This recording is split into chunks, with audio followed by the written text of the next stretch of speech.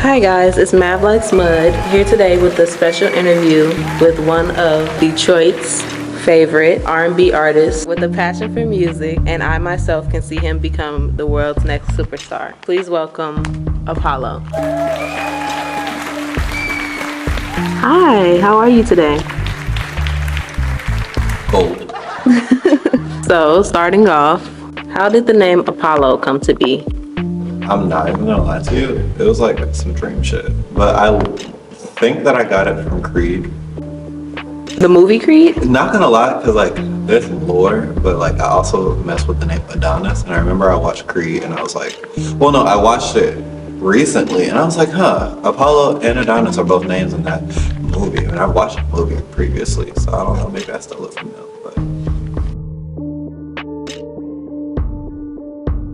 yes. Yeah. Because I'm a doer and like I want to do every single thing. Like I want to completely convey my message. So like technically this is very complicated because I want to mix, master, produce, sing, songwrite. I want to create the imagery, graphic design. I'm like a one-man band right now. How would you say you gained the courage in such a city built on toxic masculinity to go on stage, dress however you want, be who you are, and not basically give a fuck? Honestly, a few years ago, I just came with like sometimes messages download to me, and like one of them recently was like, recently in the past few years was like, you gonna die regardless. So like, you might as well do what you want with your life. I heard that you have an EP coming out in 2025. Yeah. Do we have a date yet? Valentine's Day. Honestly, it was really good. I was working with a local videographer, part of Sex Time Machine. I'm also a part of Sex Time Machine. She was really helpful with the ideas, and then I was also aided in like choreography from one of my friends, Bianca, and like editing was really complicated for me because I wanted to sit in on everything. Like me and her were editing together, and I was like, all right, just let me do it. I think like 95% there, I just sat there. And then when I was editing it, the software that we used crashed and all the video slots went back like a couple of seconds. So I had to move everything back because I stayed up till like 2 a.m. So you had to like recut everything? Exactly. Oh. What would you say the song is about? So Blessed Boy is a part of my EP. It's basically a song within like the linear story that I'm trying to tell with my EP. Blessed Boy is essentially a lover.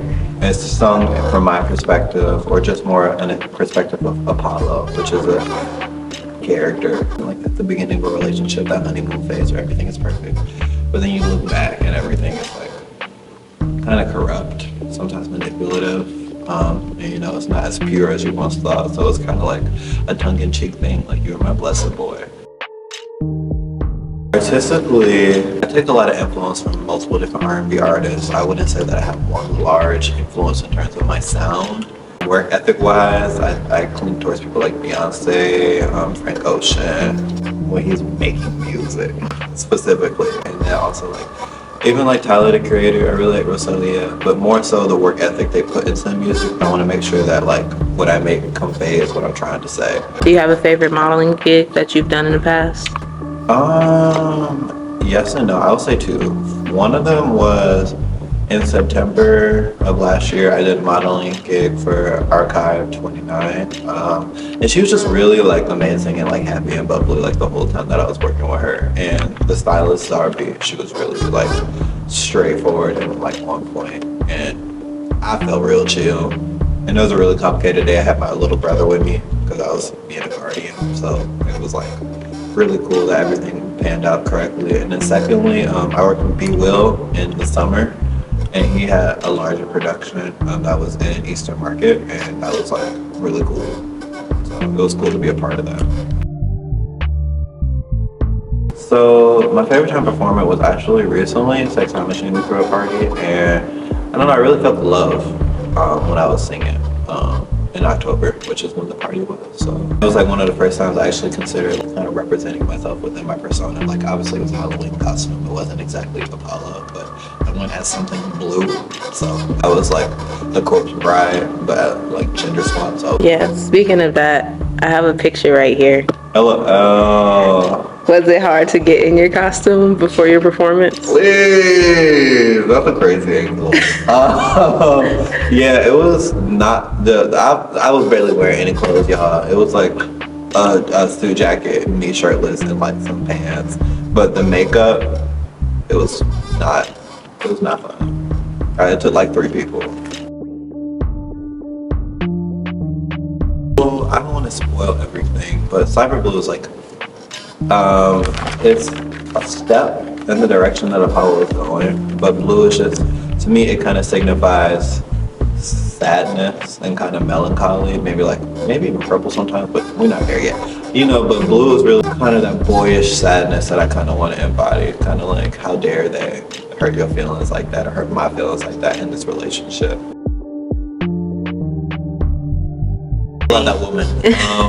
My dream, I love Beyonce too, but Beyonce, I love you, but Rosalía, that's my lady. Like she kind of embodies the way that I create too. I feel like we work in very similar ways, and I'm probably piggybacking off of her style. But she is a historian a lot, and she like takes time to really research what she's doing, really think about how everything interacts with each other within the music, whether it be lyrics, the sound design, like the production, who she's working with, how she dresses. Like it's a whole thing, it's a whole show, and I kind of want to get to that level soon, but especially one day in my life where I'm like entertaining at that level, like the dances and the outfits I'm wearing align with the music and the message that I'm sharing, and I feel like she is very spot on with the way that she achieves that. So love that woman.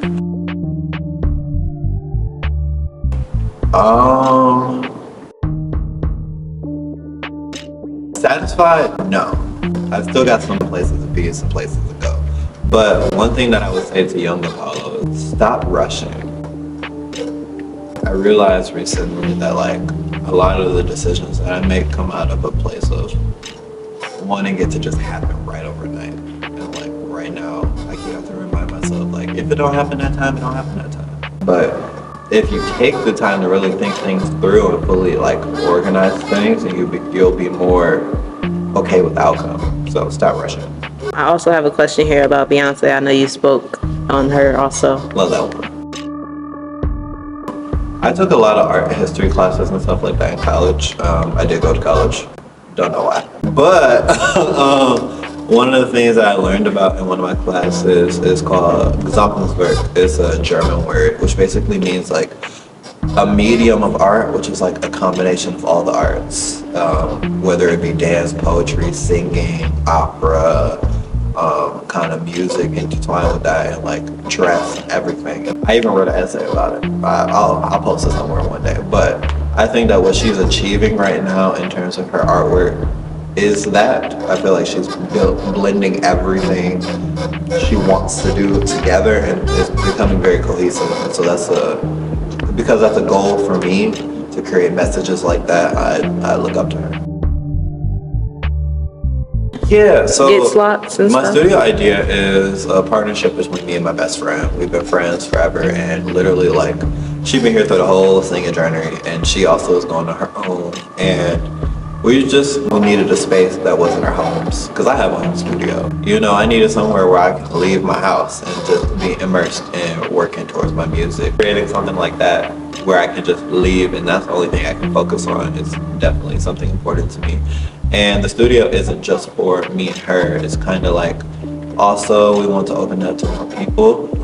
And I personally have like a goal in mind where I think that people who present like me, whether it be because they're queer or even people who are more femme than me, there's not a lot of spaces where like those people can feel confident that their music is taken seriously and that they are solely there for their music. We all know what that means. So I want to start by being one of the first people to make spaces like that.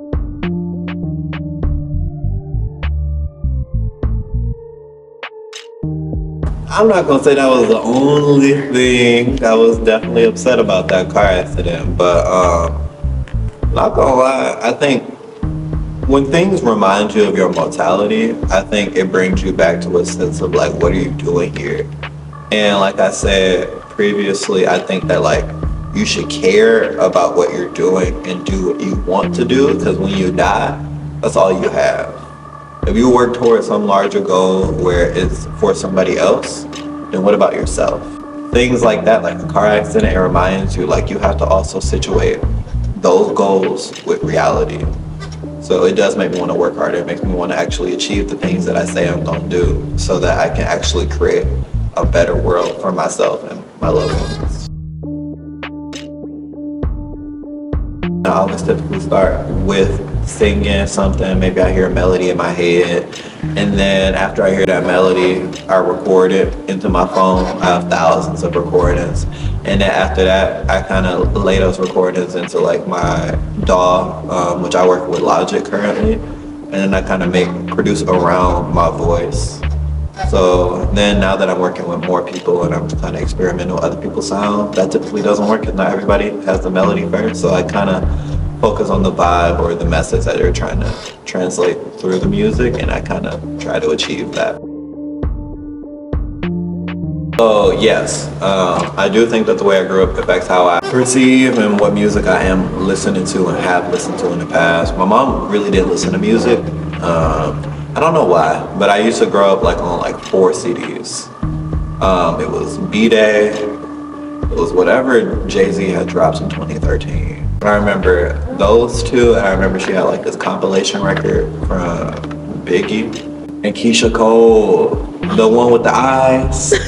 Yeah, it was them 4 CDs, and we played them front to back. And so I listened to those every day, like going to school, going home, getting like an oil change. So that's why I love R&B.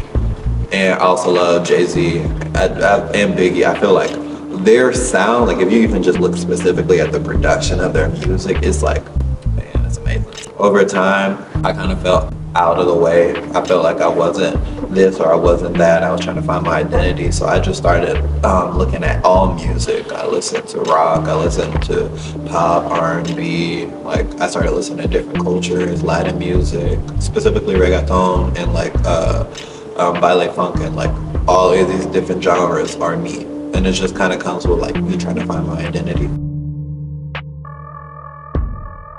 A favorite band? Now? I don't know, bands kind of fell off, y'all. I'm not gonna lie to you. But if I want to say something, I say my favorite band right now is Sex Time Machine. Oxygen, it was the first single that I released, but the message behind it is real complex. But singing it just feels right. Like my voice feels perfect for it. And it just seems like a really easy song I can put on whenever. Other than my vocal cords. In music, I didn't start by singing. I started with the violin. I transitioned to the keys, started singing, and now I'm working on guitar. Rosalía being one of my favorite artists, she's a flamenco artist first, and I love her music, so I love flamenco, and it's like one of the genres that is really heavily guitar heavy, so like I play the guitar now to learn a little bit about her genre. So Cyber Blue is a part of a project, a larger project called MK Ultra, which is a longer story, and I just want to let that be known. I've been working on so many other things. I pay attention to the optics and how things are perceived a lot, and I want to start with that and follow like a natural evolution of how I've been over the past few years to completely cement my like artist identity. So this isn't the only thing I have in store, and it's not gonna just be R&B, but in steps. I'm gonna take it in steps. Giving act 1, act 2, act 3. Yes. Yeah. Well, thank you for doing this interview with me today. I really appreciate it. This is gonna be my first interview that I've done. I can't wait to see what you have in store for the rest of the world. Bye. Bye.